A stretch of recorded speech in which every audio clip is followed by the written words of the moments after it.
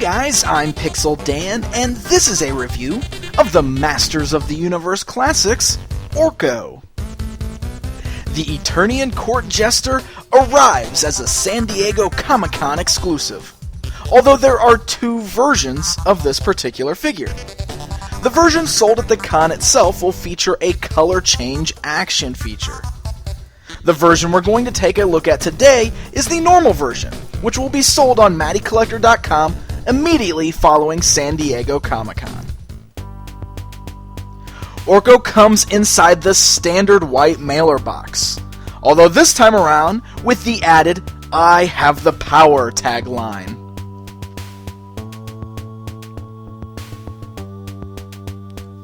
Orko's blister card is very similar to what we've already seen on all of the other Masters Classics action figures, although it is slightly bigger in size this time.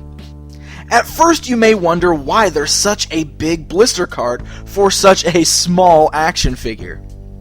Well, that's because if you look down below, you can see that Orko's accessory is a fully articulated Prince Adam action figure. Yep. He's indeed marked as Orko's accessory, and he's packaged hidden down below like he's a bonus accessory. It's just like that lazy Adam to be lying around. The back features a look at other figures in the line, as well as a interesting new bio for Orko. There is no bio for Prince Adam included.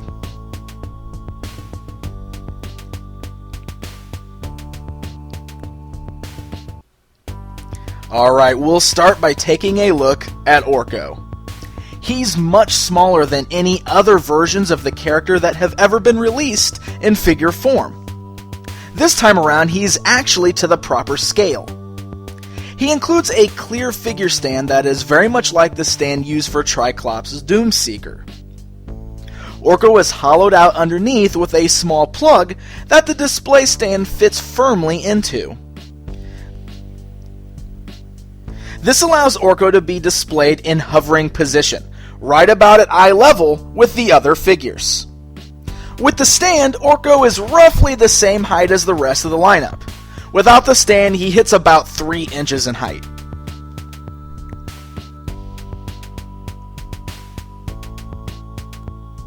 The paint deco on this one is great, and honestly will probably be the preferred figure over the color change version. The colors seem to match up great with what fans are familiar with from the classic cartoon series. It's worth noting that the paint around Orko's ears does bleed a little bit from the hat, but there was a note included with the figure stating that the final release of Orko will have corrected paint, so this should not be an issue on the ones you guys order.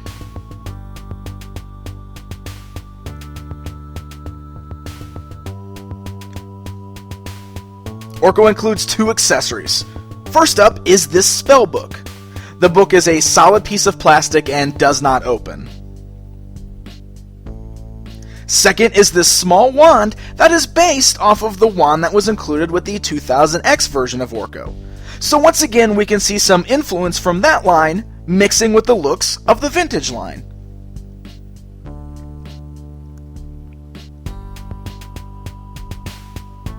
Alright, now let's quickly jump over to Adam. Adam featured the exact same sculpt we have already seen with figures like He-Man, but this time he includes an all-new face sculpt, a grinning face. This is a really great inclusion as it gives Adam a bit of personality and helps to differentiate him from He-Man. But for those who prefer the standard face from the vintage line, Adam does include a second head that you can use.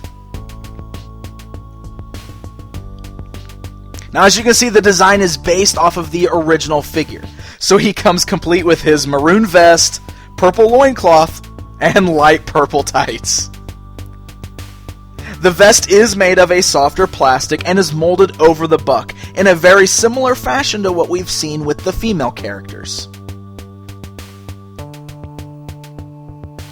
The wrist bracelets are painted white, but are actually a pearlized white, so they stand out from the white sleeves of his shirt.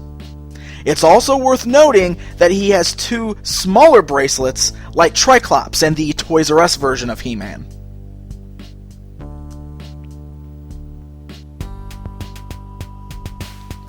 Adam's skin tone is a little lighter than He-Man's, but not much.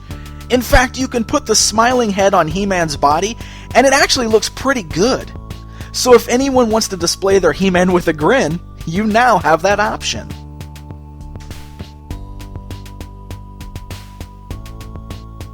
Adam includes a two-tone maroon and pink sword, just like the classic figure.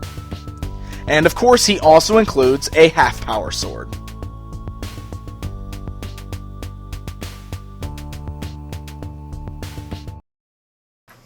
Alright guys, let's take a closer look at Orko. Now of course, since Orko isn't the same as the standard figure with legs and everything, his articulation is gonna not be exactly the same. But don't count this little guy out completely, because he does have a fair amount of movement still. First we'll take a look at the display stand. It's actually on a ball joint underneath, so you can still pose Orko on this ball joint so you can have him floating around any way that you desire pretty much. Aside from the ball jointed stand, he actually does have a really good amount of articulation in his arms. You've got ball joints at the shoulders, you got the joints at the elbows, you even got the twists on his wrists. So the arms actually move pretty much the exact same way as the other figures.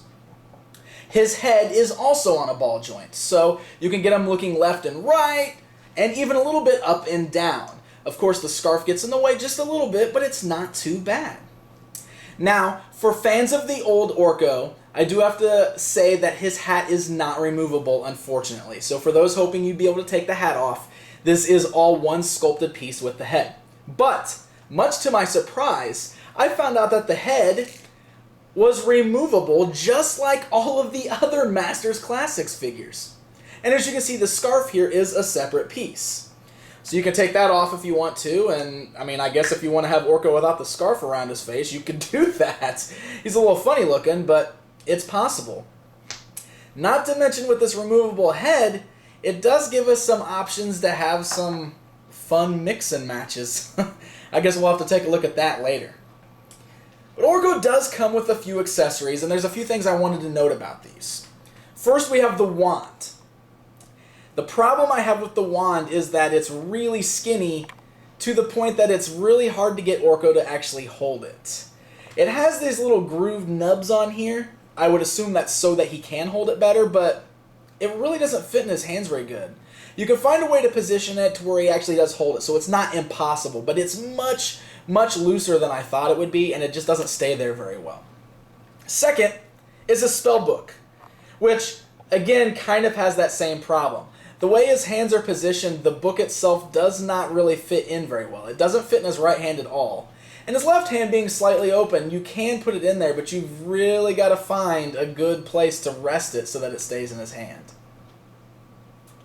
And as you can see, I'm having issues doing it. So his accessories, if you're hoping to pose him holding the accessories, you're going to have to work on it a little bit. It doesn't fit exactly the way I'd hope it would.